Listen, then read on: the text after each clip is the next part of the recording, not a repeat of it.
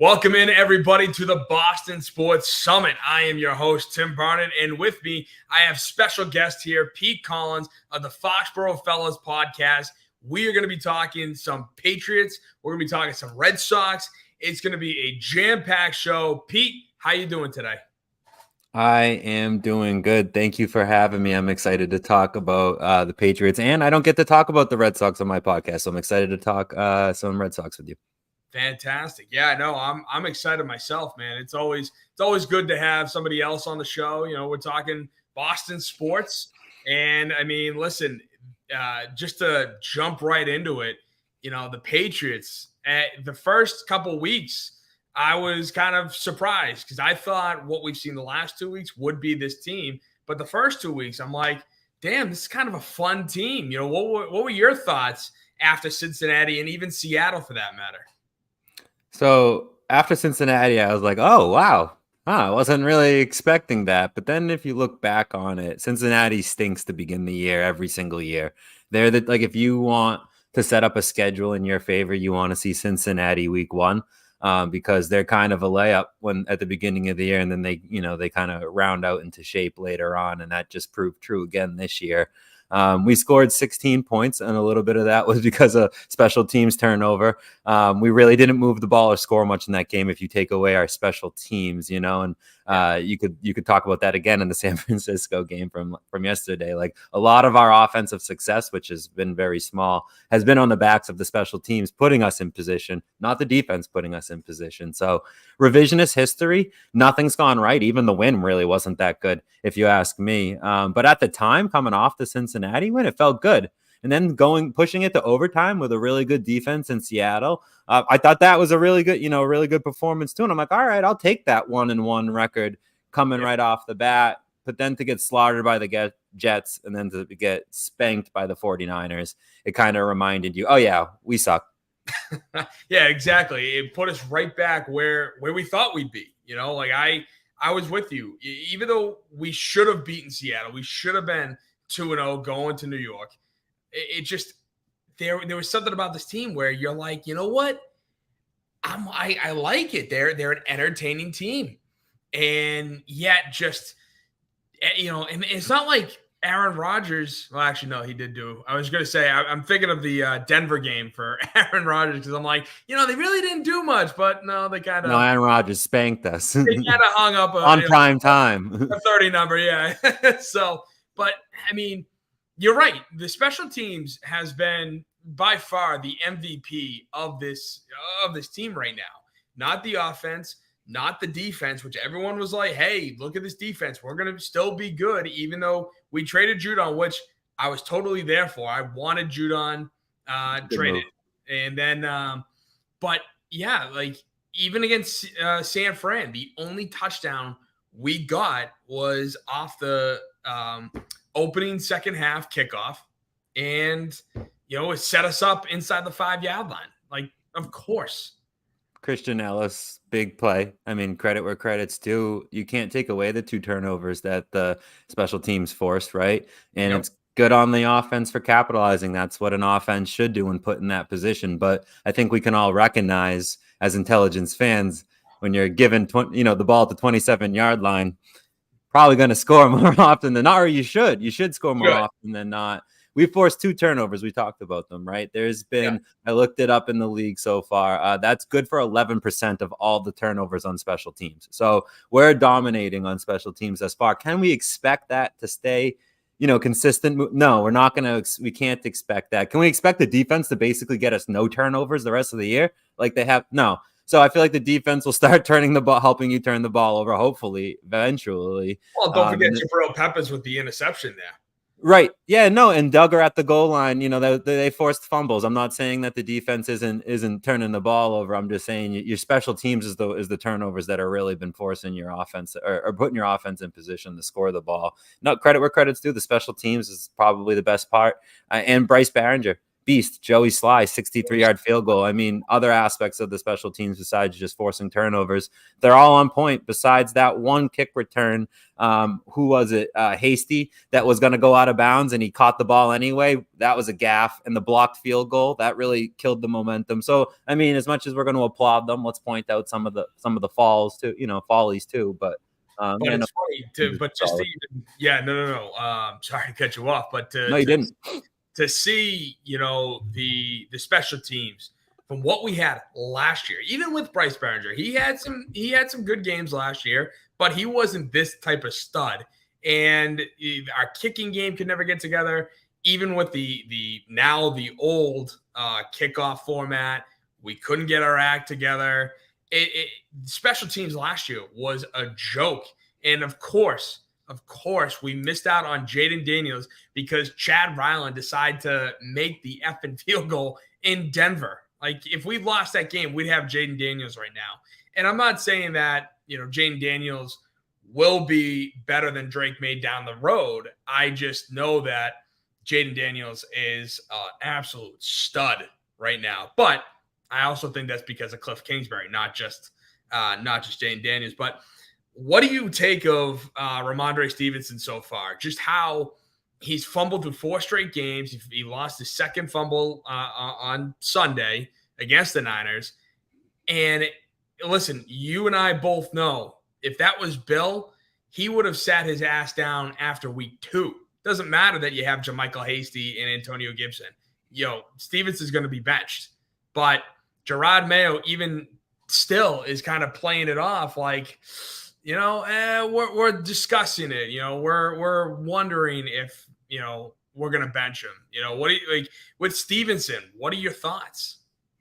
I mean, you can't put the ball on the ground every single week and keep your job, right? There needs to be some accountability. And I'm not so much looking at, anybody else besides Jerod Mayo here. And like, how are you going to handle this? I've been kind of interested in how he's doing as a first-year coach. You look at the Judon situation, and how he's handling different turmoil, so to speak. So how does he handle this? I think that's going to be a big Mayo decision.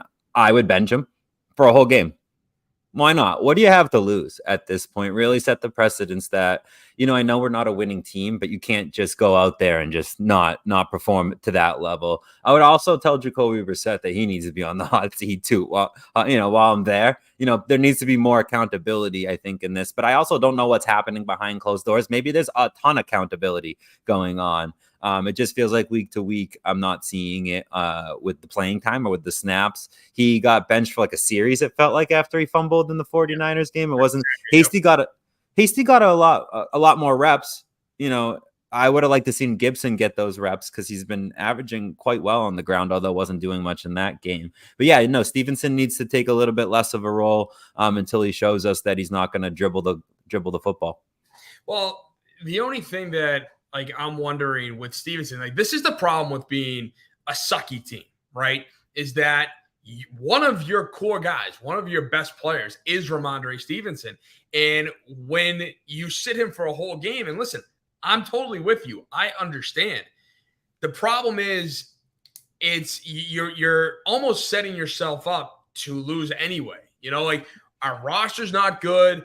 There are a million reasons why this team is not good, and that why we're gonna have a crappy season. But you're already down, you're already behind the 8 ball. Why are you putting yourself further behind the 8 ball? Because we're not trying to win.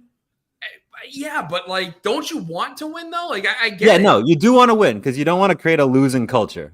I 100%. So that's the $1 million question. Listen, you're right. If there are, stuff going on behind closed doors that we don't know about, cool, totally there for it. And that's why I understand if he keeps playing. But, for us as fans, all we know is what's produced every Sunday. And so that's kind of why I agree with you. It would be great to sit Stevenson for a whole game, but with Antonio Gibson and JaMycal Hasty, those are your other 2 backs. And we don't even have a quarterback that can throw the ball to take the pressure off the run game. We're a run game first team. Our offense is so effing basic that I think Foxborough High runs the same friggin' offense. No, I agree. You're putting the winning chances at at risk there. But I think what the Patriots are trying to do this season isn't win games and have the win total be as high as possible. It's more so build and grow for next year. And part of that is showing no matter who you are, if you turn the ball over once a game, quarterback maybe might have 4 weeks in a row with an interception, but really that's not acceptable either, if you ask me. Yeah. But it just shows the rest of the team, hey, everyone's going to be held accountable in some way. And there should be a warning. And I feel like that should have came in week 2. Week 3 comes with a small benching. Week 4, now it comes with some serious consequences, right? Like it needs to escalate or else it doesn't make sense as a consequence. So, you're putting the winning at risk this week, week 5. But I think I'm thinking about 2025, not week 5. Yeah. And I understand thinking about 2025 because, again, walking into this season, I'm looking at this roster top to bottom going, we suck. Like the fact that we were slated to win 4 games or 4.5 games, I'm like, I would have bet the under so friggin' hot on that. Did you? No, I didn't.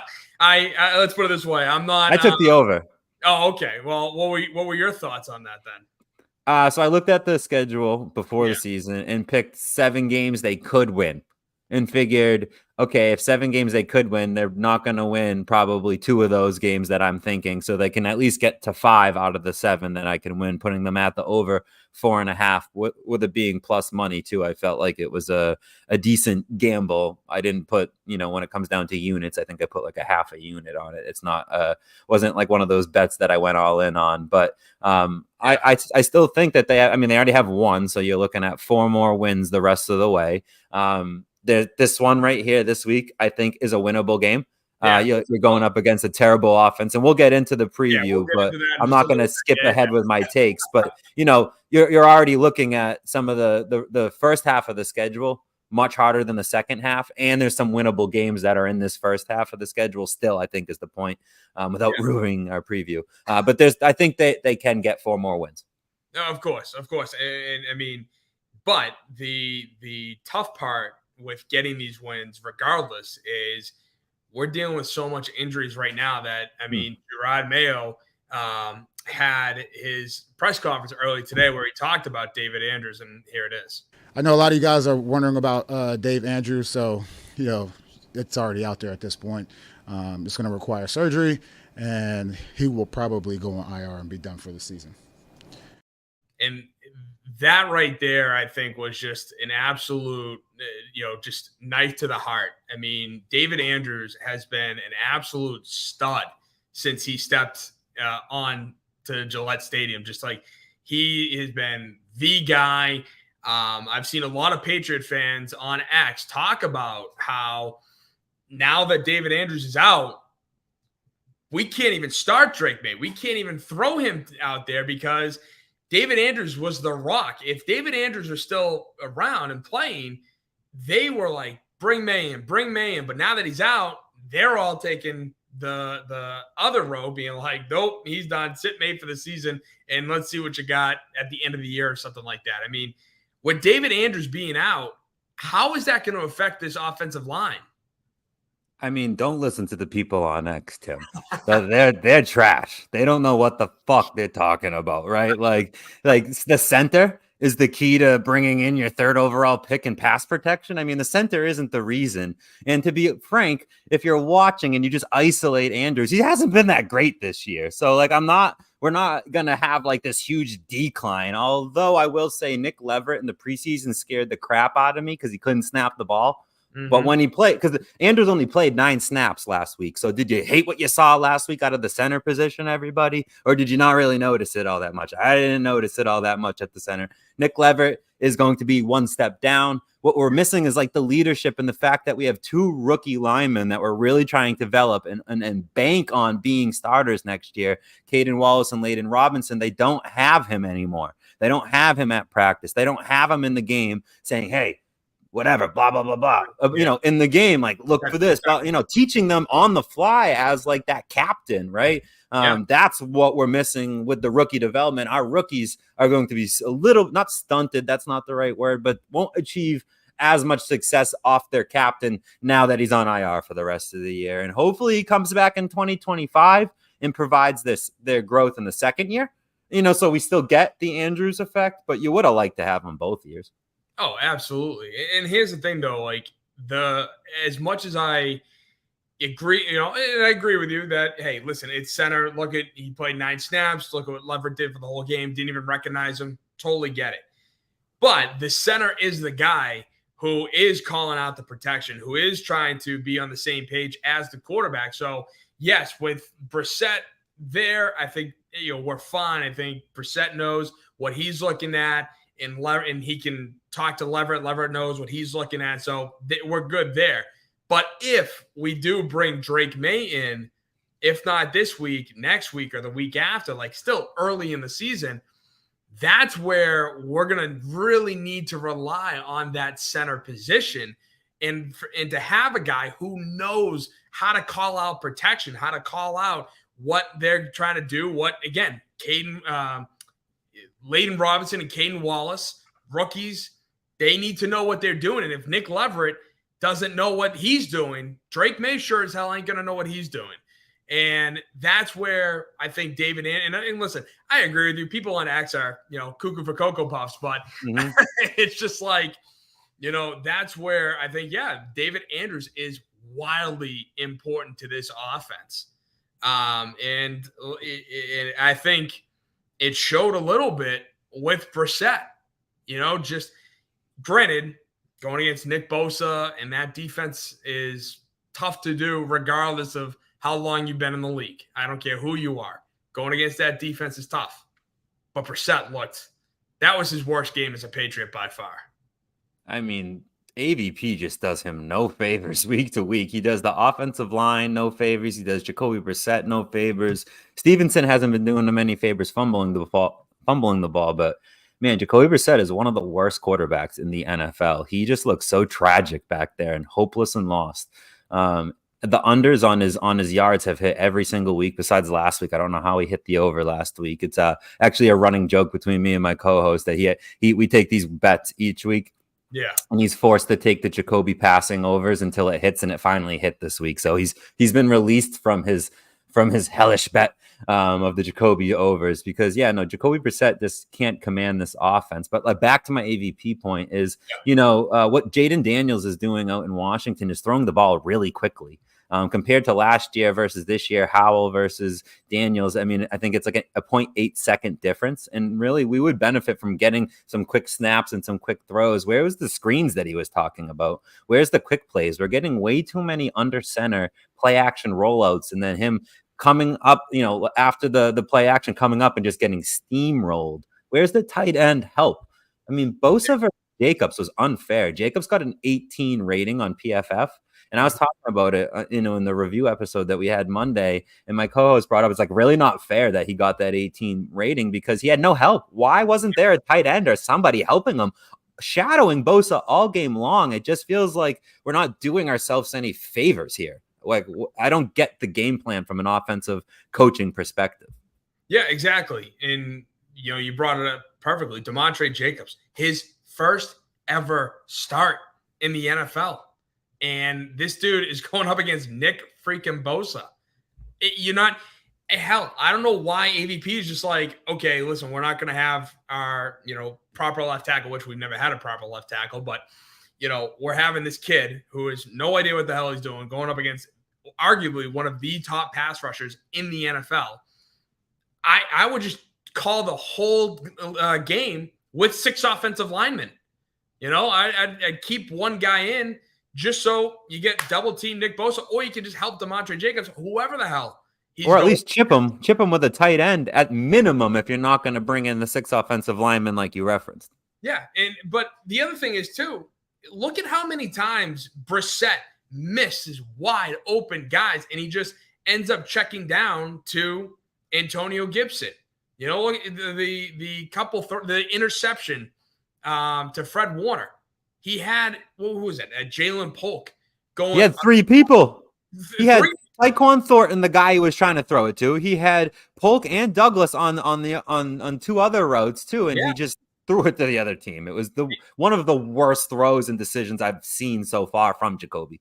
Decision, yes. I will admit, watching that Fred Warner interception, I felt like I was playing Madden or NCAA football, and they just make that miraculous, like, because Thornton was open. No, you held down the button too long and threw a laser. You needed to float that over the linebacker or just throw it to the two other guys that had nobody within 15 yards of them. I mean, that's on you, Jacoby. I don't care. That was just a great play by a great player in Warner, but that's on Jacoby more. Yeah, no. Listen, 70-30. Yeah, I agree with you. That, and I do blame Brissett a lot. I'm just saying that I watched that over and over again, and I was like, damn, that looked like the Madden play where you're like, no, I didn't hold down the X button, you asshole. No, I hear you. That was a great play. But in part of what I'm wondering with this team is we went from Bill Belichick, who was this tight ass who didn't speak to the media. The players didn't speak to the media. They gave us nothing. And then you have Gerard Mayo walking in being like, listen, fellas, I'm one of you. I'm like you. So if you have to speak your mind, speak your mind. Everything is fair game. And look at what happened to Matthew Judon. And I'm not saying that's because he got traded, or the reason why he got traded. But I'm saying that this relaxed attitude is, I think, now starting to show on the field. Look at how many times Pop Douglas, Jalen Polk were jumping up and down, just pissed off that they weren't getting the ball. And I understand Brissett needed to get them the ball. But when you have this type of lackadaisical attitude, hell, you even have Devon Godshaw calling his teammates selfish to the media. I mean, I do place a lot of emphasis on the guys need to stay quiet. I'm sorry. Like, Gerard Mayo can go and say what he wants, but at the end of the day, if players are talking like that, acting like that on the field, that, talking about Stevenson, that deserves some sort of suspension or whatnot. What are your take? Couldn't disagree more.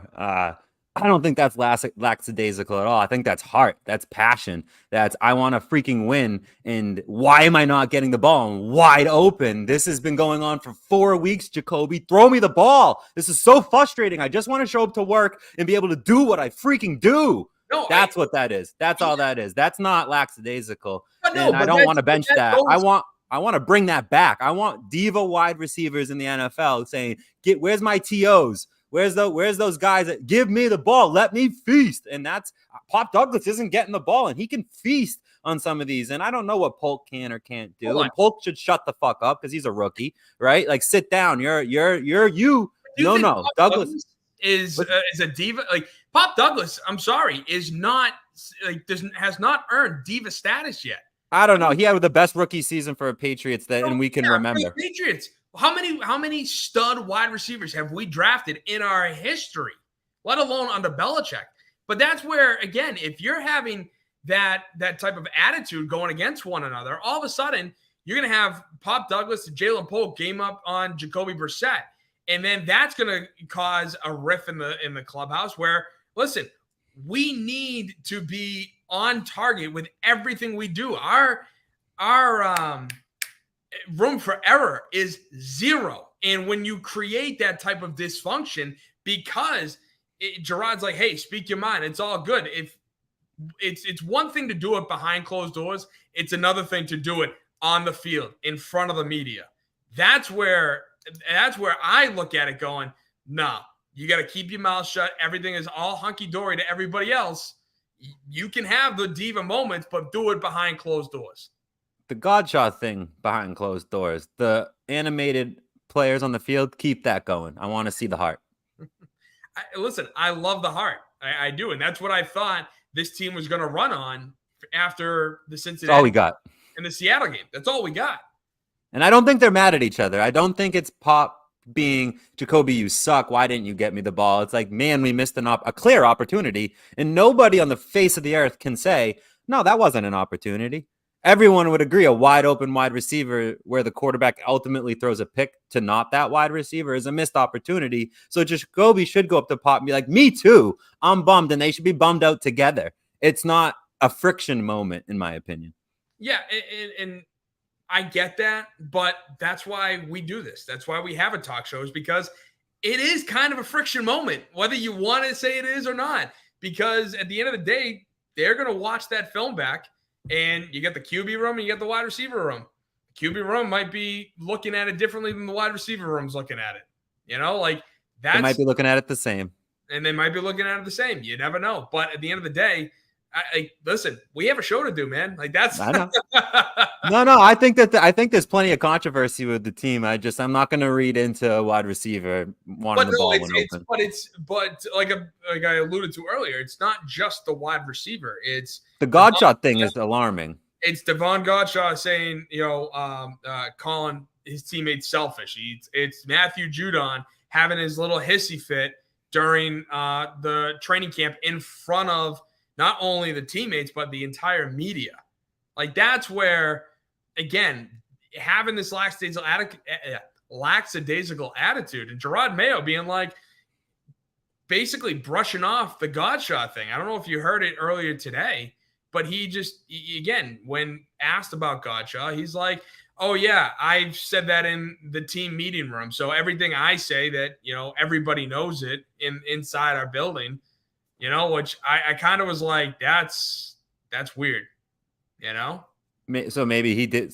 So what Mayo's saying is, in the film room, I called all the defenders selfish. And so all that Godshaw is doing is echoing the coach's sentiments. And I'm okay with that as the coach. I mean, I feel like that might have been the right thing to say to the media, because that kind of sounds pretty good. But then I would expect Godshaw to get a call into the office and be like, we're not going to do that anymore. I would like you to approach it differently. And I feel like that's an okay thing to kind of happen, although it does kind of raise like a yellow flag for me. I'm not going to raise red flags. The Judon thing, wave the banner. Right, yeah. Like the Judon thing for me, like he spoke out, wanted more money. It didn't make any sense because he already restructured his contract and got his money pushed to the beginning and then wanted it at the end too. You can't have your cake and eat it too. And it was like, we have Keon White and you're honestly restricting his growth. So we need picks. We need players. We need to fill up the young squad. That's how you rebuild. We'll trade a guy who's disgruntled, who has value for a third-round pick. I'm fine with. I thought that was brilliantly done. It was like when Jamie Collins got out of line and we sent him to the Browns. It's like, Here, get the hell out of here. We don't need you. We'll take something in return. Just like Mac Jones, here, 6th round, whatever. Just get out of here. Shoo. And I felt like that was a great way of handling it. It's like, hey, if you're gonna cause a huge problem and we can get a return on you, we'll just trade you. Like we want players who want to play around here. And I think I would like to just see what Godshaw does moving forward and how other players speak moving forward. And if there's more of this, Mayo didn't handle it right. If there's less of this, Mayo's kind of handling it pretty good. It's these are tests, we don't know what we're seeing. If this was a Belichick run team, we'd be like, holy crap, he's losing the team. Because normally, and we would have a history to go back on. We have no history to go back on with Mayo. So I don't know how he's doing. We kind of have to see what happens next. So that leads me into my next question. At the end of the day, we are 1-3. We've been 1-3 for the last 4 years. And every single season, it's gotten worse and worse and worse. So let me ask you, who's to blame for this 1-3 start so far? So this year, I think we all expected the 1-3 start. So who's to blame? Just the past teams, right? For just where this is where our roster construction's at. But I'll answer the question. Elliott Wolf. Elliott Wolf is the reason why we're 1-3, because we could be 2-2. I don't think we could be 3-1, right? So the reason why we didn't win in overtime, maybe in Seattle, is kind of like what maybe the difference is here. And honestly, I think it comes down to the offensive line and how they constructed it. They drafted Caden Wallace and told us he could play left tackle. And they also got Okorafor and told us if the season started today, he would be the left tackle. He played 12 snaps and got benched and then quit the NFL. So bad decision, certified, right? Yep. Caden Wallace wasn't even your second pick because Verdarian Lowe was really their second choice at left tackle. Might have even been their first over Okorafor based on health. But regardless, Lowe was option 2 in week 2 starter. not the guy you drafted that you told us could play the left side, right? So, and then they went to Wallace in week 3. So he was their third option at left tackle, the guy you told us could make the switch, right? So obviously you didn't really believe in that. That was just by the evidence of the actions, right? Layden Wallace was a hit. He's doing fine. I think he's mauling people at right guard, although he's making rookie mistakes just like anybody else. But you told us that you were confident in this offensive line. Elliot Wolf said that. He's like, if he was asked, like, if the season started with your offensive line grouping, are you happy with it? And he was like, yes. And this offensive line stinks. So do you have no foresight, Elliot Wolf, at offensive line? Because you said it was good and it's god awful, like the worst offensive line, certified. And it makes me wonder, like, why guys like Charles Leno weren't brought in, like why we're not just bringing in names and just seeing, like, throw crap against the wall and see what sticks at this point. It almost feels like we're just shuffling around bad pieces that we already have. I would like to see a little bit more, like this Jacobs not doing it for me. You know, these Thomas, that other guy that they have, not doing it for me. You know, I would like to see some more names come in, because once we get a little bit of offensive line stability, you can run the ball a little bit better. You can maybe, like, Jacoby won't be so scared in the puck. You could actually pass the ball a little bit. So I think it's the offensive line construction. And if you're going to argue no Elliot Wolf, then it's Scott Peters, because Scott Peters was given everything he needs under the other argument and is failing with it. So pick me one. Either Scott Peters got all the groceries and can't cook, or Elliot Wolf can't shop and give Scott Peters the right groceries. One of the two. Yeah. I mean, listen, I agree with you. I think Elliot Wolf is numero uno. And when, because it's funny you bring up that Elliot Wolf quote, because here it is. I think we have the pieces in place to be able to compete. We have the pieces in place to be able to compete. Like, that's straight up. And that's with Chuks Okorafor as the left tackle. He just went absolutely bonkers. And I said on my show, last week or 2 weeks ago, I go, listen, if Pittsburgh, like, Chuks Okorafor is 26 years old. If Pittsburgh let him walk at 26, he's a tall dude. He's a big dude. Do you really think that, Mike Tomlin and them would let him walk if they knew there was potential to be good? No. Benched him. They benched him. They knew he was the writing was on the wall. We all knew he sucked. Oh, yeah. So that's why it was kind of like surprising that they went out and got him. But I also look at it too, where, not for nothing, I think, either a high 2 or 1B has to be AVP. I have been petrified of him and the rest of his staff. I mean, since the beginning, look at who you have: Alex Van Pelt, TC McCartney, and Ben McAdoo, who Ben McAdoo's exiled from ever stepping foot in New York City after what he did to Eli and the Giants. And then obviously what we've seen out of Van Pelt is the most boring offense. Next Gen Stats has the stat of players in motion at the snap. So guys who are moving at the snap of the ball. New England is dead last at 8%. Of all the snaps through 4 games. It has been absolutely atrocious. And again, it's so boring. It's so generic. It's run heavy, just classic style. And yet we're promised this West Coast offense. The other funny part too is the West Coast offense is exactly what Mike McCarthy is running down in Dallas. And they are, I think, 30th in the league in motion at the snap. It's a tragedy. It's so bad to watch. And I listen, I was excited going into the season, being like, all right, you know what? Maybe we could do something if we bring this old school style back. Maybe it'll work. And it looked like it did, but now we're finally seeing what we all predicted, or at least I predicted, just kind of being like, this team sucks. The roster is garbage. We're not going to go for it. I want to win. I want to compete. So that way, come November or December, we're in the hunt category. But as it stands right now, I am petrified that we're going to be 4-13, if not worse, this season. That's right where we'll be, right? 4-13, 5-12, maybe even worse than that. That's exactly where we'll be. And I think that's the expectation, right? That's right where you should expect to be. So when you reach your expectations, one shouldn't be upset. right? They're just not what we're No, I used to in the past. I disagree with that though. It's the same thing with the friggin' Red Sox, and we'll talk about them in just a minute. But this whole idea of listen, we went, we did exactly what we're expected to do, even though what we're expected to do is average, if not garbage. That's where I lose my mind, because to sit there and be okay with Red Sox case going 81-81, or in the Pats case going 4-13, 5-12, has me wanting to blow my brains out. Just that there is nothing there. But there's got to be a difference between what you want to see and what you expect the team. Like like your fan view is, I want to make it to the playoffs and give myself a shot to win a championship in whatever sport we're talking. The realistic view is, okay, what if I was like had to put money down? Would I take the over or the under? Like where would I like? And you're like, no, the Red Sox are a 500 team. The Patriots should win 4 or 5 games. Like that's what I expect from like my objective self. My true self is like, come on, let's win 10 games. Let's make a wild card push. We're supposed to have a good defense. Let's start Drake May. Like all my fan stuff comes out. Like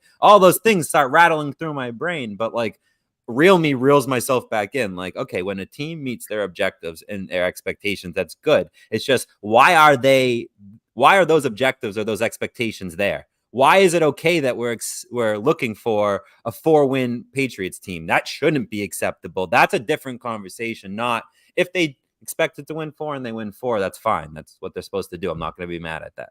No, but you know what though? That's where I even though, realistically, I look at this team as a 4-13 team, 3-14 or whatever, like 5-12, whatever it is. They keep changing the number of games. It's hard to do the math. Yeah, tell me about it. And the fact they made it odd is even worse. But it's too hard. It is. But that's where I get like, even though I expect it, fan or not, that's unacceptable, especially in this market. Like that's where I lose my mind, because I look at everything else that's going on, and and listen, like we've been raised on greatness. We've been raised on 20 years of dominance, not just in Foxborough, but at Fenway and the TD Garden. Like those teams went on and won. Like this city expects us to win. And that's why I don't care that realistically the Red Sox are, an 81-81 team. The Patriots are a 4-13 team. Just because I realistically expect that doesn't mean doesn't mean I'm not going to get angry at the people who put that team together, who manage the team to that record. It's unacceptable regardless. And that's where, and trust me, we're going to be talking a lot about that, especially with how the Tigers just swept the Astros, which love it. But final thing I want to bring up is Miami. Yes, it is a game. It is a must-win on a number of occasions, especially since Tua Tagovailoa is out for the foreseeable future. Pete, what are your thoughts? What's your preview on Miami coming up? Wow, this is going to be a horrible game to watch. There's just been so many stinkers that the Patriots involved in it. It's going to be another me falling asleep in the third quarter type affair. But we might actually be in a close one here, because their offense might be in competition with our offense for the most pitiful in the NFL, which is why it's might be boring. And I brought it up on my podcast. I'm putting this defense on fraud alert. They do well when they play horrible offenses, and they get torched when they play good offenses. So we're playing a poor offense. So get ready for your top 10 defense conversations to be brought up next week. Like I guarantee somebody who likes to milk the Patriots is going to be talking about, oh, there's the defense. And if the defense can play like this all season long, yeah, well, if they can play the Dolphins all season long, they can probably play like this all season long. So expect a good defense of showing this week. And then when you play a good offense, expect to get 30 points thrown up on you like they did with the Jets and 49ers. And so that's one of my takes there, is I think that you're going to see a good Patriots defense against a horrible Miami offense. And I'm kind of interested to see what the game plan is again from AVP, because it's been so boring and repetitive and almost predictable. Like he runs the ball really well. Then against the Jets, he comes out and does a ton of play actions because he's been running the ball really well, and that doesn't work. So the next week he comes out and only runs play action 5% of the time. Well, that didn't work because you need to run play action a little bit more than that. Like he just keeps trying to like whittle, but never really getting anywhere. I feel like he has to whittle and he messes up, starts over again instead of like whittling and actually getting closer, like slowly get to where you're trying to go. So I'd like to see more motion. You brought that up. We're really bad at motion. I would like to see more quick, just dump it to Pop. If they're not going to press them, give them the ball right off the bat. Like put the ball in your speedy players' hands. And I don't want to see Drake May come in a blowout. That's the other thing. If we're happen to be losing by a lot, don't bring Drake May in impulsively. Just keep the crash dummy Jacoby Brissett out there. But I think this game could actually be close. I haven't looked at the over-unders in the line quite yet, but I'm assuming it can't be that big of a spread. Yeah, I'm with you. I don't think it's that big of a spread. But here's the other thing, though. Like, even though, yes, I'm with you. I do agree that the loss of Jawan Bentley and Christian Barmore has severely hurt this defense in terms of, are they truly good or are they frauds? We're going back to last year, they were frauds. Well, yeah, but again, we lost Judon and Gonzalez. We lost two different guys. And listen, I want Gonzalez to be this stud corner, but right now it's tough to measure. It's tough to measure because absolutely not. He's been prolific on measurables. He's been nasty. But so then what do you see with the DK Metcalf issue? There was no DK Metcalf issue. He shut DK Metcalf down. That touchdown wasn't on him. It was a miscommunication with Duggar. I put that on Gonzalez. I don't put that. It's not. Ask Duggar. Duggar will tell you it's on him. Yeah, because he's trying to save the rookie. Absolutely not. You got to go back and watch the tape on that one. It was not on Gonzalez at all. I feel like it's been pretty well covered that that's not on Gonzalez. I understand everyone's going to say it's not on Gonzalez, but here's the thing though. If Christian Gonzalez is this stud guy, then why isn't he on DK Metcalf for the entire game? Why isn't he? Not how that works. He's actually been covering corners the most. 70% of times he's lined up man-to-man on a guy. That's the most in the NFL. Is the corner that lines up on one guy the most. So I got to say that opposite of that take, he is the only one in the NFL that shadows people. And when he does, he has shut them down. Nobody's gotten over 25 yards. He's let up one touchdown to Garrett Wilson. And honestly, he tried to undercut the route. It was a all or nothing play, and he lost. And he said that. He goes, I lost. I made an all or nothing play and lost. And it's like, okay, you're in your second year. You tried to go for it. Like, that shit happens. Yeah, and I agree with that. I agree with the whole Wilson thing. But, I mean, I need to see a little bit more out of Gonzalez, and especially because again, it's 4 games in. He's officially now played more games in the NFL than he did in his rookie season. But the whole point I was trying to make is the Miami Dolphins actually have a good defense. They are 6th in the NFL in yards per game, and that's why. Listen, I'm with you. I think this is going to be a crapshoot in terms of a 6-3 game, a 9-6 game, or whatever. I feel like a lot more field goals are going to happen rather than touchdowns. But yes, we're playing. You're calling our defense a fraud, but Miami kind of has a good defense. So if we keep playing this way, I feel like we're going to run right back into what happened against the 49ers. There is no way that we're going to come out. And that's going back to the Ramondre Stevenson discussion. If he sits for this game, we're really screwed. We're really not going to have that extra guy who's going to help us move. Got no spark. Yeah, move the ball down the field, Yeah, no, he is the focal point of the offense. When Stevenson's cooking, you're like, the offense did well. When Stevenson's fumbling and getting nowhere, you're like, man, they're really getting nothing going. It's 100% true. Gibson's been efficient off of Stevenson's success, right? It's almost like, oh, Gibson's in, they must be passing.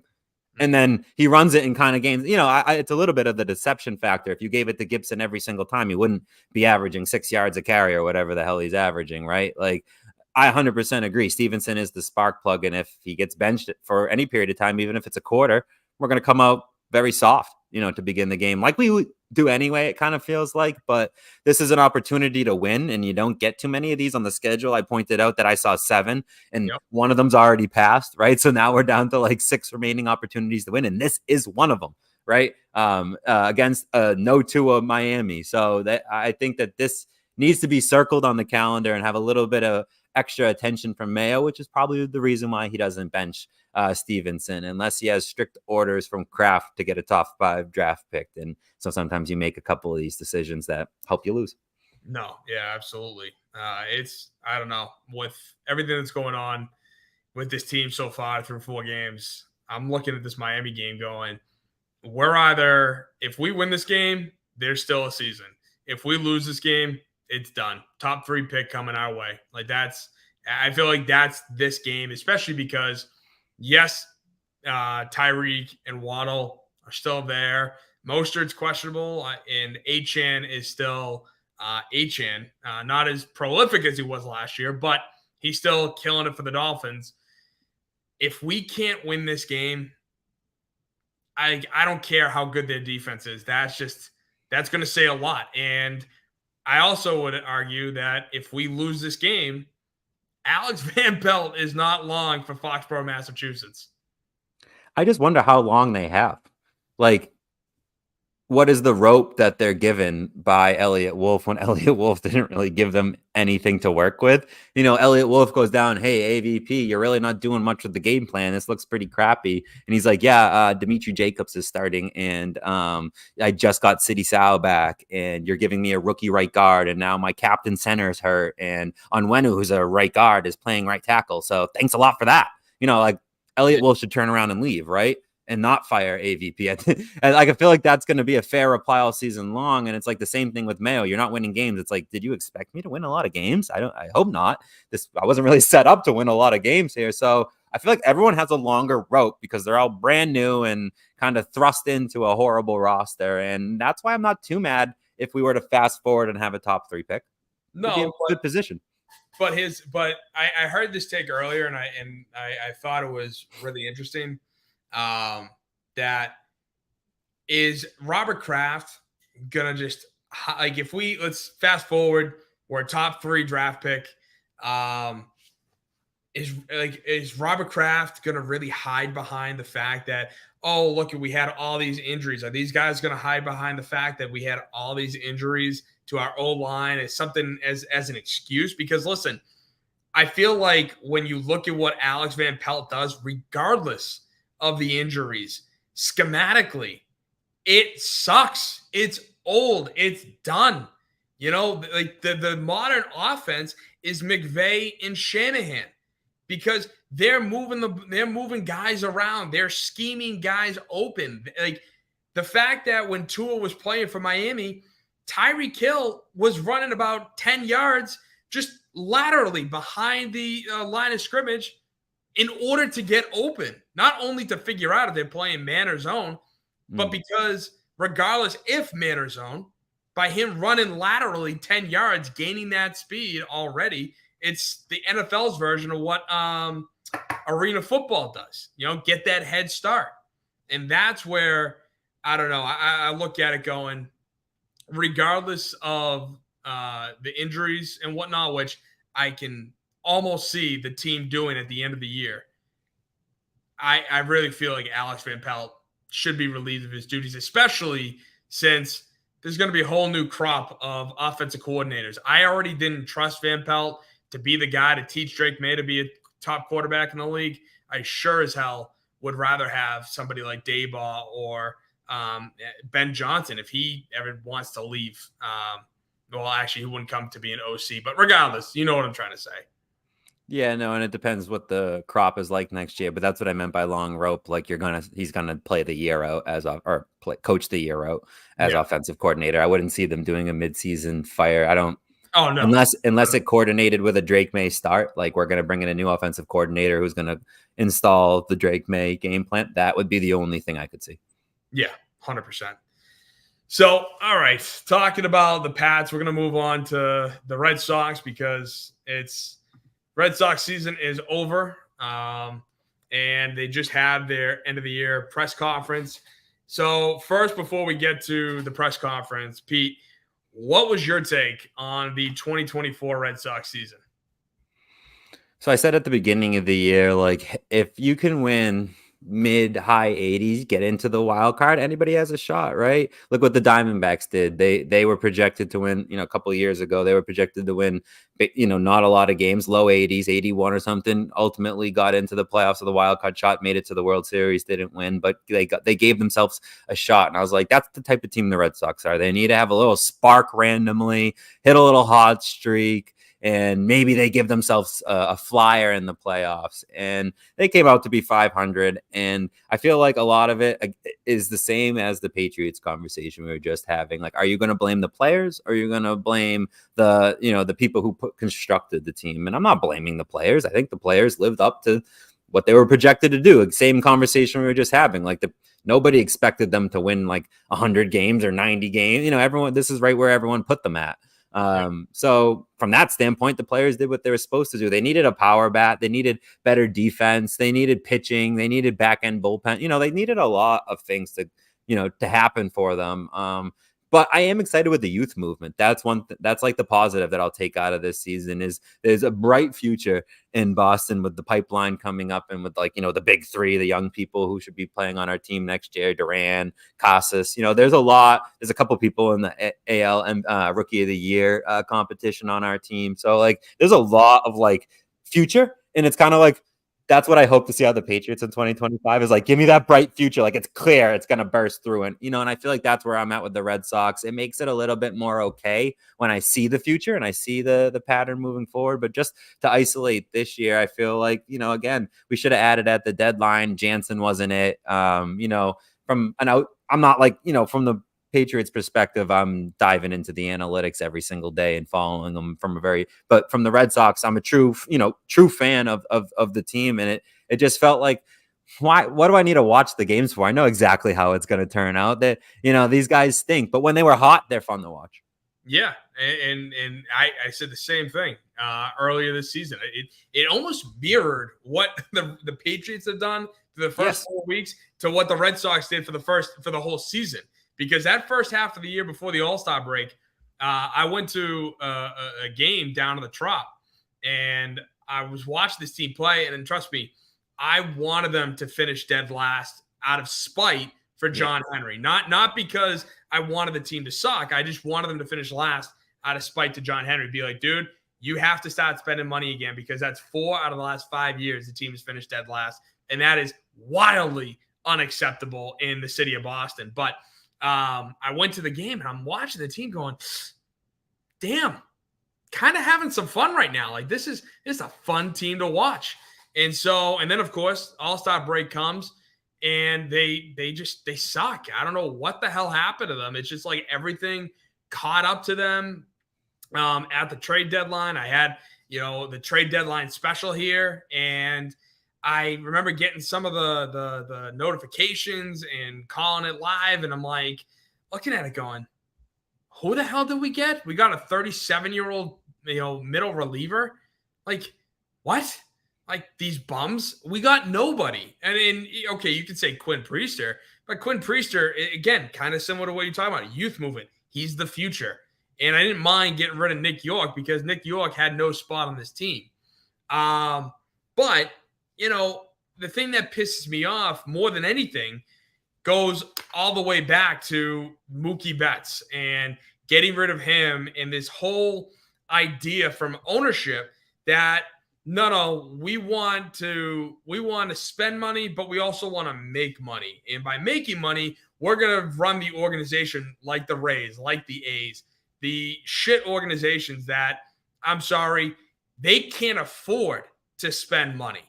And so it was actually kind of funny when listening to the end of the season press conference from Alex Cora, Craig Breslow, and Sam Kennedy. I got this long clip of Sam Kennedy, but it's the question and Sam Kennedy's answer, which the guy is so long-winded, my God. But here's what Sam Kennedy had to say about the payroll. Payroll and kind of cutting back in some areas. Can you say that you'll be willing to spend more this upcoming year and this winter, and where things stand at that time? Yes. Look, it's been a hallmark of this organization, 23 years, that we've been willing to invest into Major League payroll and into all aspects of the baseball operation.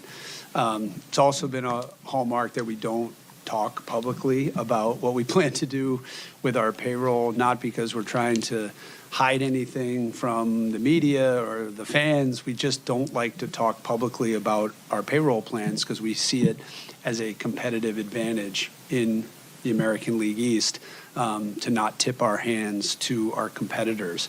That said, I can assure you that the feeling is that our fans have been through a lot. They've been patient.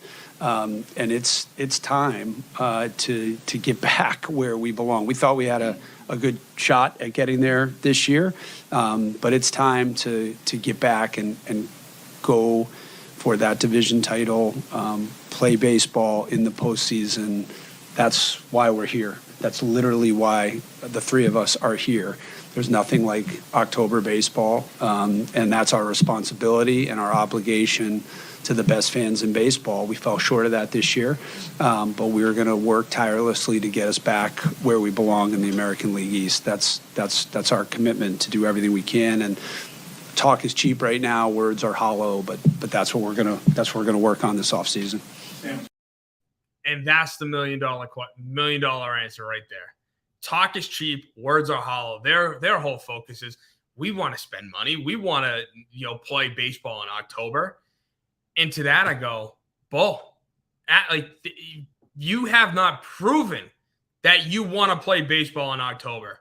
And if Sam Kennedy wants to hide behind the fact that, Chaim Bloom, never made deadline acquisitions, and we were more than willing to spend, it's easy to say that now or after the fact, when probably in reality, Sam Kennedy was getting the word from John Henry that you had to stay below this payroll threshold. You cannot spend over it. And they refused to take on superstars, big contracts. I mean, Pete, what from that long clip? I mean, I know it's long. It was long-winded because Sam Kennedy loves to hear himself talk. But what's your take on that? Yeah, I mean, does he think we're stupid? Yes. Yeah, I think he thinks like we're dumb, and like some of us are dumb, and they still go to the games and, ooh, yay, go Red Sox. And you go to Fenway and you see half the stadium filled up with the away team because, us Red Sox fans are the true ones, are not stupid. And we can see right through his bullcrap, right? Yeah, we need to get back to the playoffs. We thought this team would be competitive. You did? I mean, we're not even in base. I go to work Monday through Friday, and I knew this team wasn't going to be. How did you literally said that your 3 job is to get to the playoffs, and man, you thought this team would make it, and then they did exactly what all of us idiots thought would happen. So like, it makes me scratch my head, and it's like, those of us who are smart are just thinking that, you're an idiot is kind of how I read that situation. He does like to hear himself talk. I don't like to hear him talk. Because I wish he would just keep it short and simple and be like, this year wasn't good enough. We need to do better next year.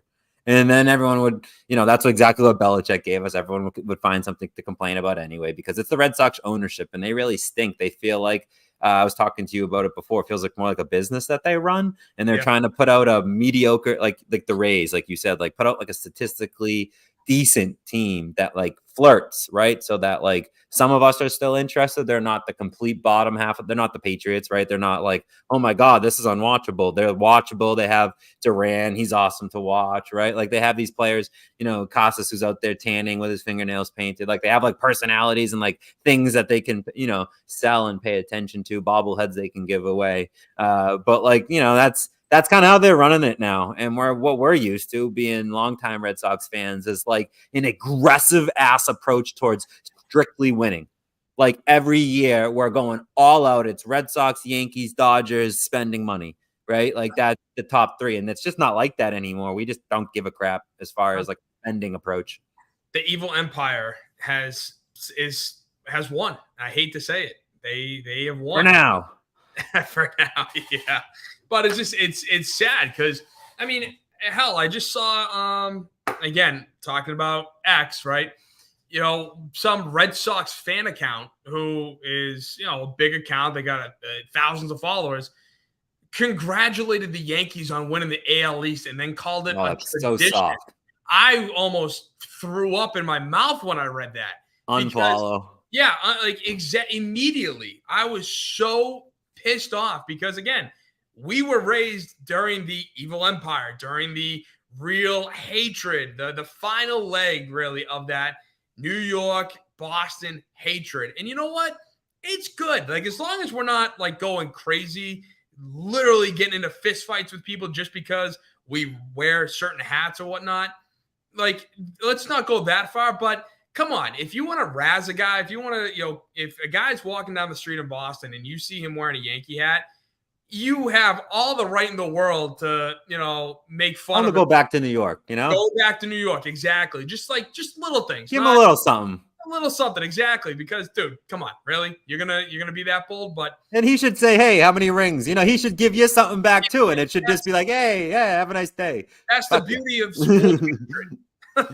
We need to go back to that sports hatred. Bucky effing Dent, right?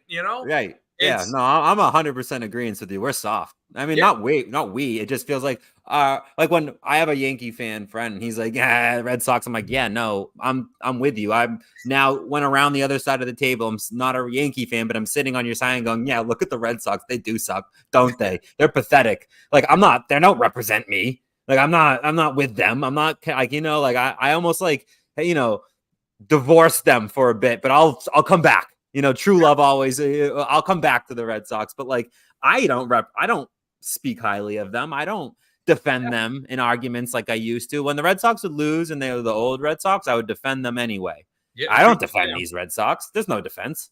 No, ever since they traded Mookie Betts, and the funny part is actually that the congratulations. I got a text from my Yankee friend who was like, "Tim, what the hell is this? What is your fan base come to?" And I saw that, and like I said, it let off a lot that just fueled me for decades. But now everybody has to get along with everybody. You can't say this, you can't say that. It's like, come on, people. Like, as long as we're not going over the top, we can say shit. But yeah, it's like what kind of had me going with Sam Kennedy. And the funny part is that is literally 2 minutes into the interview, the press conference. 2 minutes in, and Sam Kennedy wants to talk is cheap right now. Words are hollow, but that's what we're gonna work on this offseason. Talk is cheap and words are hollow. I'm laughing my ass off. Going, seriously, you have the balls to say that talk is cheap right now? You can't trust them. Like, honestly, on a scale, like you've probably done this, but like when you're rating the teams, you're rating the ownership, you look at it and it's clearly before, obviously Wick sells the team, but it's Wick and then I would say the Jacobs right now, then Kraft, and then down, John Henry and Fenway Sports Group. Oh, like way down, like stuffed in the corner. It's like those other three, like I ordering the other three, whatever. Sure. Yeah, that's fine. It's just clearly Red Sox 4. Yeah. Oh, by far. And it's funny. We talked about this before. Now I really want to get your thoughts because I look at the Mookie Betts deal as absolutely atrocious. And yes, hindsight, you could argue is 2020 with the return on Mookie, but I didn't like it from the beginning. I thought that Mookie was this generational talent, up-and-coming superstar, kind of right there. He made his name in 2018. And, okay, we had one down year. There was still 1 year left, and they could have given him the moon. And I felt like they undercut him. And once they undercut him, he's like, yeah, I don't want to come back anymore because – you're not going to pay me what I'm worth. And that's a guy you pay what he's worth. You pay him more than what he's worth to make sure that he stays. Yeah. You go back to John Lester and they botched that deal too. They tried to undercut him. He said he would take a home deal, right? And they're like, oh, word? We'll offer you below a home deal then because we're trying to now squeeze you. And it's like, why are we squeezing John Lester? This doesn't make any sense. And so it set a bad precedence, right? And then we get around to the Mookie Betts dealings, and same thing again, right? Like, we're lowballing him, and you're right. We pissed him off, and he said, forget it. Just, this isn't working. Now we're there. We're at the point where he says, forget it. I'm not signing with you. Do what you please. You need to trade him. You need to trade Mookie Betts as soon as you aren't going to do anything with Mookie Betts. Like, if we were making a push for a World Series that year, you play out the year with Mookie Betts because he's prolific, right? Yeah. And to even rewind the tape, just to make my point clear, you pay Mookie Betts when you have the opportunity to pay him. You don't give him an insultingly low offer. He can play outfield, infield. He's nasty. He can steal bases. He hits for power. He hits for average. He's the modern day MLB player, right? 5-tool. So you don't really want to whiff on that. And they whiffed on that. But, once they do whiff and you're down 0-2, sometimes you need to hit for a single and not a home run, right? At that point, you can't swing for the fences. So that's what I see what they did. They sort of punted, and they got Wong, who 300 at batting average for most of the season last year. And they got Verdugo, who they shipped off for 3 more players. And I think you could grade that trade as a win just because we lost Verdugo and got rid of him and gave him to the Yankees, right? Like, deal with that instead of us. But, ultimately it didn't turn into anything. Ultimately was the point, right? But it could have. You have to take a shot at that point when Mookie's saying, forget about it. I'm done with you. After the trade happened, I was like, yeah, that's good ROI, return on investment. You need to get a return on what you have. You can't just let it go in free agency for absolutely nothing and not make the playoffs. But didn't you think, though, that, okay, fine, yeah, in terms of, like, listen, if you gave him $450 million for 10 years and he still wouldn't sign because you screwed him so badly, then I agree. All right, you got to trade him off. But I honestly felt that we rushed that trade. Like, it was just kind of like, Chaim Bloom literally was on the job like for maybe a month, and it's like, you better deal this guy now. And yeah, he was just kind of like, shit, I gotta go. Who's gonna trade? Who wants Mookie? And then the Dodgers were able to just undercut Bloom like Kevin Costner did to the Jaguars GM in draft day. You know what I mean? Like, I don't think they undercut him because everyone knows. So Mookie is valued A status, right? And we got a B- player, but that trade was fair because you have to look at it like this. We're renting Mookie Betts for the second half of the season with the hopes we can re-sign him. That's what they bought. They bought months of a player with a potential at a re-signing and no guarantee of a re-signing, right? So what they could have traded is Verdugo, who they saw as a prospect, Wong, who they saw as a poor prospect, for a player they get for 6 months and then lose him and he signs with the Rangers, right? That could have happened and the Dodgers would have been like, damn, we might have not wanted to give that away. We might have just wanted to wait a few months and try to go after Mookie in free agency, see if we can just get him then, because he's going to be available. We know he's going to be available. All we're buying is to cut the line and get to sign him first. And all we have to do to cut that line is give up Verdugo and Wong. We'll do that. And the Red Sox knew we're selling here is the ability to cut the line in free agency to sign Mookie Betts. That's all that's what we're trading. We're not trading Mookie Betts. We're trading the opportunity to sign Mookie first and get to use him for the rest of the year. So I feel like when we look at the trade, we have to look at it through those lenses. No, and yeah, you're right. It's everybody could have a chance at him in free agency, but it's also Mookie Betts. Like, I'm sorry, there is no excuse for Verdugo, Downs, and Wong. Yes, Wong, what would you like to have gotten? Give me the whole friggin' prospect list and then you wouldn't have been. They would have declined the trade, and you would have been stuck with Mookie and got nothing for him. Mookie Betts already had himself or proved himself. He was a generation. Nobody's gonna give up their future when they could just wait 6 months and sign him in free agency. Have you ever seen a precedent of a trade like that where someone's giving up their farm system for a rental? Yeah, it's like almost every trade deadline. They don't give up the farm system. If you have a long-term contract, they'll buy you because then you're locked in. Or if there's some sort of guarantee that you'll sign an extension, Mookie didn't say, yes, Dodgers, I'll sign with you long-term.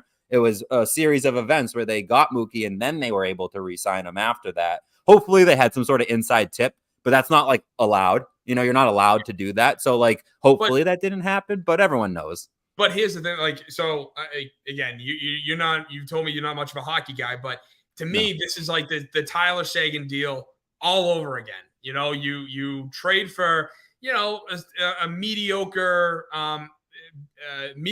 pro player, and then you have all these guys who just fill it in, and they end up being total busts or, play for maybe a season or something like that. That's kind of what this deal was, just in baseball terms, and listen, the trade deadline was coming up, but there was and again, this is 2020, COVID and that whole shenanigan was going on. But listen, I fully expect that there would have been a team out there who not only would have given up a lot to get him, but also had the capital to re-sign him. It's just kind of, I don't know, just with everything. If there was a team that would have given up more, then we missed out. But I would just disagree fundamentally. I don't think there was another team out there offering us their farm system for, the chance to sign Mookie Betts. Yeah. And well, I think we both can agree that was kind of the beginning of the end for this Red Sox team. We had the youngest roster, the best roster. We had one down season because Alex Cora got suspended. And then all of a sudden, just trade Mookie. It's a free fall from there. Xander, which, again, talk about another guy who wanted to take a hometown discount. But watch that. Yeah, we, again, undersold him. At least we have Devers. At least they didn't blow Devers. Well, yeah, because Red Sox fans went to Fenway during the Winter Classic against Pittsburgh and booed him. Booed him, petitioned, had signs. Right. That's what we need to keep doing. Real Red Sox fans need to get out there and say, I'm not going to Fenway. John Henry doesn't come to Boston anymore. He's not. I mean, hit him in his wallet. Don't go to Fenway. I wish. Trust me, I've been saying that for the last 3 years. But the problem with that is Fenway's such a destination that you have Padres fans, Dodger fans, Rays fans fly up to just to see Fenway. They couldn't care less about the product. Meanwhile, you have the whole Fenway Park filled out with opposing fans and only at best a third Red Sox fans, which is bull. Like, you can't do that. It's Fenway friggin' Park. It's Boston. But when the ownership doesn't care, I'm sorry. Why should I? Yeah. No, it's you're right. There's a severe split at Fenway Park, whereas before you would walk in there and you're like, I'm amongst my people, right? There's going to be a few of you that support the other team and will boo you when you cheer. You wear the other hat, you're going to get heckled. Yep, you'll get a little heckle. I saw one time an A's fan. I don't support this, but people were throwing pennies at him, and he was like, I got to leave. This is unenjoyable. We don't want to make people leave. We all want to enjoy the game together, but, we can at least have a little fun out in the stands. Right now, I don't want to go there. I don't first of all, I can't support the team. There's too many people on the other side. There's too many people on my side that don't know what the heck's going on, that are cheering at the wrong times and not understanding bullpen. If I want to boo the team a few times and everyone's like, don't boo the team. I'm like, why not? If they do something bad, they should get a little boo, right? Like when you pull a pitcher who has a perfect game and you bring in Rich Hill, who lets a home run up, boo, get these nerds out of here. Let Cora flex. I feel like Cora signed with us because he was like, I don't manage. You guys just tell me what to do. I just take my paycheck and support my family, whatever. That's 100% it. I mean, look at what happened with Milwaukee last night. You had a guy who got nine. He gave up 3 runs in the second inning, then retired 9 straight guys.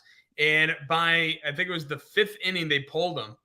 They were afraid that he was going to face the lineup for the 3rd time, and his numbers dip a little bit, once you've gone that far into the game. And it just, it pisses me off so much to have managers and coaches coach and manage these guys because of numbers. Again, numbers should influence, though. Okay, yeah, there should be some sort of, all right, yeah, once they get through the 3rd time around, but look at what he's doing. He's pitching a perfect game. I'm not going to mess with that. But no, old school, here's the thing. Nerds won the war so far. I'm trying to fight them on this every. We need to repeal it back. We need to even this out a little bit more. But like, why? And it's not just baseball; it's all of sports. Look at like Dan Campbell. If we're talking football, Dan Campbell goes for it on every fourth down, and that's where I go, why? I mean, when Belichick went for it on 4th and 2, there was a legitimate reason why he went for it on 4th and 2 in 2009, because he knew that if he gave Peyton Manning 27 yards or 97 yards, that Colts team was going to go down and score the game-winning touchdown. So that's why he had Tom Brady throw to Falk on 4th and 2. But, now it's like, oh, well, the numbers say that I have a 60% chance of getting a 4th and 3 at my own 40-yard line. What? That's the reason why you're going for it? No, make a good call. It's just so infuriating that you have all these sports now falling back on these bold numbers, that it's ruining sports. It's ruining the game. I mean, I feel like there needs to be, like I said, a better marriage between the numbers and just heart and feel for the game. So I pitched in high school. I didn't pitch anything past that, but there would be a time in the game where my number of pitches got to be a certain, like 100 was usually the number, right? Like once you get to 100, expect a decline in performance, right? Like the acceleration is going to go down. You're not going to be able to do everything at such a high level. And we all knew that, right? So that was an analytic back in the day that we all knew about. And so the coach... The old school, right? But a new school concept, right? When you get to a certain number, we're going to make new decisions based on the number. Even if I'm pitching flawlessly, you're at 100 pitches, though, would be the thought, would be the coach. And the coach would say to me, now, if you let a guy get on base, you're out. If you can just clean the inning up, you can stay in there. Like you can let up a double, a home run, a single. I don't care. But if you let someone you walk somebody, hit somebody, you let somebody get on base, you're out, right? And so it was a deal, right? Like you're flowing. I'm not going to ruin your flow, but as soon as your flow ends, that's when your day ends because you're at 100 pitches. Like I wish that was more how it was. Like, okay, he's at his 3rd time through the batting order. And when he gets his 3rd time through the batting order, the other team kind of has a feel for him, right? At that point, he gets torched historically on the 3rd time. So we're going to send you back out there. But as soon as someone gets on base, as soon as we see a foul ball home run, that next batter is we're done at that. As soon as we get scared because we have an assumption, but if we see strikeout, fine, roll with it, dude. You proved us wrong. I want to see more of that. But here's the thing though. So we're like, and I agree with you. 100, usually 100 pitches was always the cap, and I always refer back to like Josh Beckett. That I loved watching him pitch because he would go the distance a lot. Those years where he was going 7, it was almost automatic that dude would go 7 innings. Regardless, he would go 7 innings, at most give up 3 runs. He was just that good. But that used to be the old school pitcher. And you're right. The old school method was, all right, you're 100 pitches. It's the 6th inning. It's the 7th inning. Let's see what happens. You let a guy on, you're done. We got a guy warming up in the bullpen. Quick we're hook. good. But the problem is so the manager that I talked about with Milwaukee last night, who ruined it for the Brewers, and that's how the Mets came back and won. He goes on in his press conference and talks about how, hey, I just made a bad call. It's like, no, you didn't make the call, dude. You read off the friggin' script. Call out the nerds. Just because they have the ear of the owner doesn't mean jack. You know what I mean? Yeah, I feel like I wonder if there's a little PR told to them. Like you can't just tell them that you're really not managing. You need to own it. Like the fans want to think you're managing the game, but really you've been given a script of if this happens, you're given 2 choices and these are your 2, you have to take them out and you can bring in this guy or this guy. And they pick between the 2 guys that's really what they're deciding. They're not deciding if he comes out, they're forced to take him out and then get to pick between option A or option B. And that's really, they're like, I picked the wrong guy, whatever. But I didn't even want to take him out. That's their attitude. They're like, I don't care. Well, so to me, I just thought it's kind of funny because you have, these managers who are basically protecting these nerds. So these nerds were soft when they were in school, and they're still soft today because they can't handle the blame. They just can't. So, Pete, one last question for you. What is next for the Red Sox? What is your take on them for the future, and what's your take on them for this upcoming offseason? Defense needs to be their number one priority, or at least a certain priority for their team. You can't win in the playoffs without having good defense. So I really would like to see them address their defense.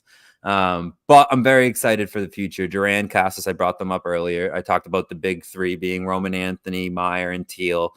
So I'm excited to see the youth movement moving forward. And, I don't know much else about I know that they have a very strong farm system, but I don't necessarily know year of when they are expected to play on the team. So I think that, they need those three guys who are expected to bring us to the playoffs need to kind of assess where they can get a veteran power bat to insert into this lineup where they have a couple years to buy before, a young player is going to push into that roster.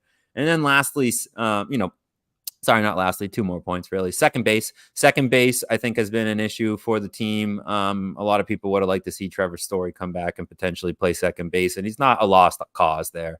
But second base has been so inconsistent, and when I was talking about the defense, that ties right in, right? If you don't have a second baseman, you need to be strong up the middle. I'm very, very set in my ways when it comes to baseball, and I believe you need to be strong defensively at the catcher position, the shortstop, the second base, and the center field position, right up the middle, right? You have your power and your hitters in left, right, third, and first. So that's how I would construct the team. And that's kind of how Devers at third, not exactly brilliant with the glove, but brilliant with the bat, right?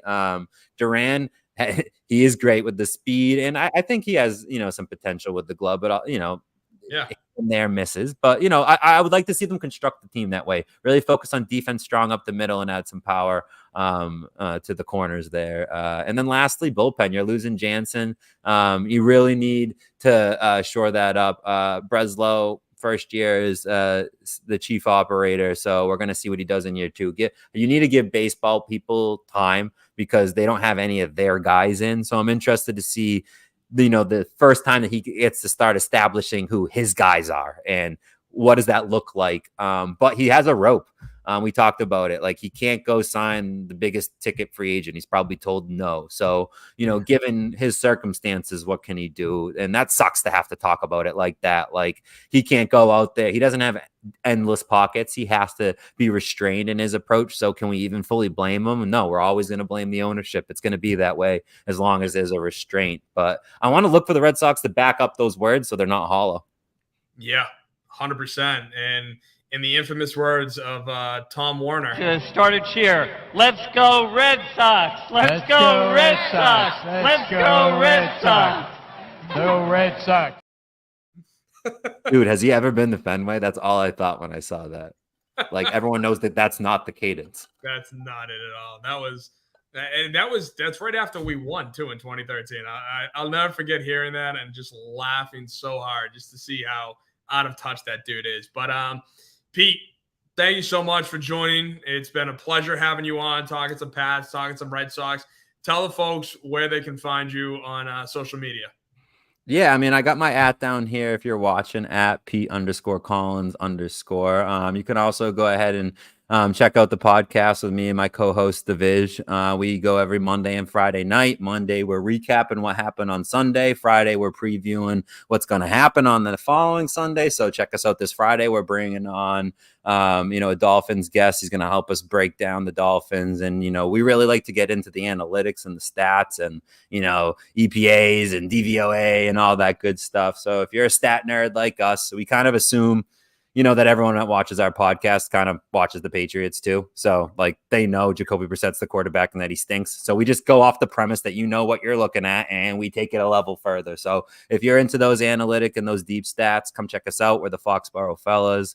We're with Boston Sports Zone. So we really cover all the teams, but my podcast is on the Patriots. And yeah, go check us out. And thank you for having me, Tim. This has been awesome. I like talking about the Red Sox. I don't get to talk about the Red Sox enough. Yeah, no, dude, it's been a great having you on. It's been a real pleasure, and yeah, whenever you want, I'll be available. Sounds good. So Yeah, and I'll be listening. I need to get caught up on my Bruins, so I'm going to be listening to the rest of the show. Get me caught up. all right, sounds good. Well, Pete, once again, thanks for coming, and we'll talk soon. All right. Sounds good. See ya. All right, bye, man. All right, so yes, moving on now. We have some big Bruins news coming out. Just how crazy everything has gone on in Causeway Street for the last, not even a week. So obviously everybody knows the whole Swayman holding out, talking about how, he wants to be paid, and his representative, his agent, my God, I can't think, has been just kind of holding the Bruins to the fire. It's been interesting. So I want to say that at first I was with Swayman, but the more I thought about it, the more I'm like, well, it's kind of, he's never played a full season. The most games he's played in a single season was 43, which is not number one worthy. And then, yes, he had a great postseason this past postseason. Unfortunately, the Panthers kind of knocked us around. So with everything being considered, right, Swayman wanted a lot of money. The Bruins kind of holding him off. You have reports coming out left and right. The Bruins are, again, undercutting Swayman. The first report that came out there was the Bruins offered Swayman 4 by 6.25. Okay, so around 25 million, give or take. And then they would go, 8 by 6.5, 8 by 7, 8. And now you have the report straight out of the horse's mouth from Cam Neely. Listen to this little tidbit from their press conference the other day. You were surprised, Cam. Can you share any of the specifics here, be it what his ask is in terms of dollars or term? Well, I don't want to get into the weeds with what his ask is, but I know that I have 64 million reasons why I'd be playing right now. Unbelievable. Cam Neely is always played hot. He's always been kind of that angry player, but in a good way. And I feel like he's finally had enough, because you've heard time and time out that the Bruins organization has done this, the Bruins organization has done that. You never really heard what Swayman wanted. And still to this day, not to this day, but before Neely said that on Monday, you never really knew where Swayman stood. You knew he wanted a lot of money. But now you have Cam Neely, who is just fed up. And I love it. I love the fact that Cam Neely is fed up, because you know what? I'm on Team Bruins. It's not, it's not rare. It's a little rare, I should say. It's a little rare that I side with the team. But when I look at everything, yes, Swayman had a great postseason by NHL standards, no doubt about it. But he did it coming off as being a platoon guy, as being 1B. 1A, 1B. I don't care how you categorize it. It was him and Linus Ullmark. They were 1A, 1B. There was no number one, number two guy. And you saw it in terms of the games played. But now, because they traded Ullmark, Swayman has been asking for a lot of money. I think the most recent report, from Elliot Friedman, was that Swayman wants 8 by 9.5 or high 8. And to that I go, no. I'm sorry. I am done. Unless you want to come to 8 by 8, if I put that offer out there, I would hold pat. I am not moving. And if they want to do a sign and trade or just trade his rights out to somebody else, because don't forget, he's a restricted free agent. If somebody out there is stupid enough to bid on Swayman, to throw whatever offer sheet out it was, they would have to pay Boston. If, let's say, Swayman got 9.5, right, per season. If some other team threw out 9.5 at Swayman signed on the dotted line, the Bruins, I think, would have either 5 days to a week to match that offer. And if they didn't match that offer, then the Bruins would recoup 5 years worth of number 1 draft picks, if memory serves. And I still think that's the same because of the Joe Sakic era. But there's so much that I just look at this and I go, you know what, dude? You're kind of being an ass because you haven't earned that type of contract, not only in terms of playing time, because if we're talking about just playing time, he would be an unrestricted free agent, not a restricted free agent, and that's playing time. But then you also have in terms of the money, again, you haven't played enough. You haven't done enough. You didn't take the number 1 job from Allmark and just rip it out of his claws because you were buddy-buddy with him, number 1. Number 2, I don't know if the Bruins would have allowed that. And not to mention, in March, in late February and March, Swayman sucked. Let's not forget, Swayman was awful. His goals against were through the roof when he was named the starting goaltender against Toronto for game 1, myself and a lot of other Bruins fans were watching that going, crap, how's he going to play? Because he was allowing at least 4 goals against every single time he started from late February throughout March. And the playoffs obviously started in mid-April. So we're kind of sitting there going, which Swayman are we going to get? Are we going to get the good one or the most recent one? And luckily we got the stud Swayman. But now I'm just looking at it going, I'm done. I'm fed up. I'm fed up as a Bruin fan because, listen, I like Swayman, but the dude is out there, man. And I've heard the rumors that most goalies are kind of whacked in the head that, just like kickers and punters for football, they're kind of on their own different playing field, if you want to call it like that. But that's where it bothers me because you have Cam Neely saying, I have 64 million reasons why I'd be playing right now. But then you have, on the next breath, Swayman's agent comes out and goes, well, not for nothing, I don't like to, talk about ongoing negotiations in the media. Really? Then why do I know about all the bad things the Bruins have done up until that point right there? You had the biggest report that I talked about, I want to say last week, when Don Sweeney lost his mind at the press conference because the report was out there by the Spit and Chicklets podcast that Don Sweeney hadn't called Jeremy Swayman in 3 weeks. That was the report. So Don Sweeney rightfully got pissed and bashed the Spit and Chicklets podcast, even though they are, a very good and successful podcast. He hated it. He was pissed at that report. And that right there goes to show that the agent told the podcast this news and that they just reported it. I guarantee you it came from the agent who, Louis Gross, if you want to look him up, was the a-hole that held out Johnny Gaudreau, rest in peace, Johnny, back in 2016 from Calgary. And then he held out William Nylander last year, both of which regret holding out. They thought it was ridiculous. Both times it took the general manager and the player talking together, not the general manager and the agent talking it out.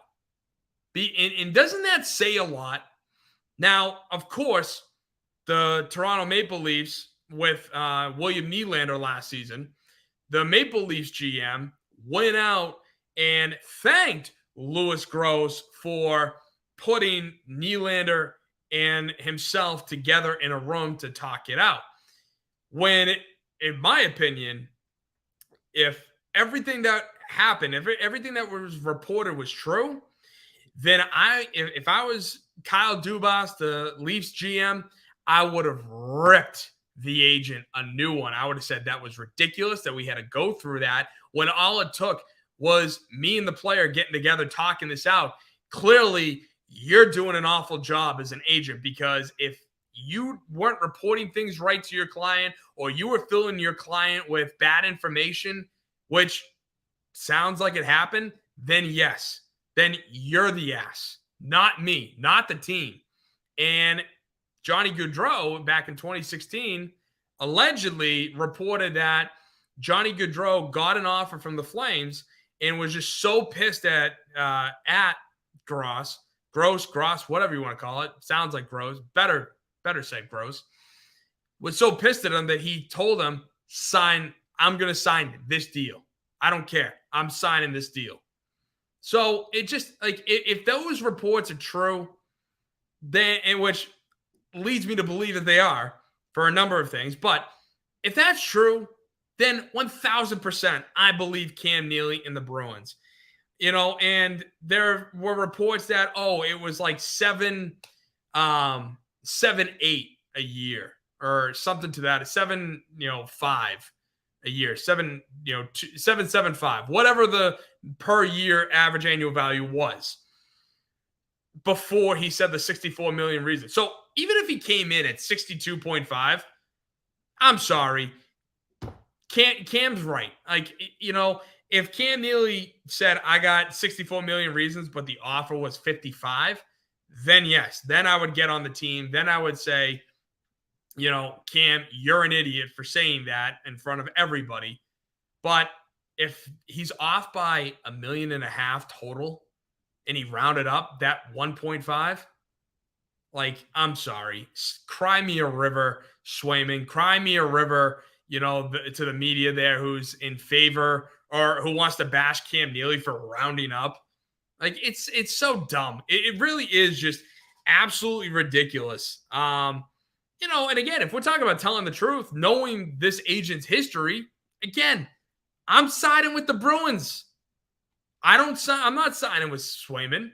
I'm siding with the Bruins 1,000%. And this has become a full-blown soap opera. Jeremy Swayman versus the Boston Bruins. It has become a full-blown soap opera. And not for nothing, I'm kind of here for it. I really now hope that Jonas Corposalo and Brandon Bussi get off to a wicked hot start at the start, like in Tuesday? I think the next game, the first game of the season's on Tuesday, is what I heard.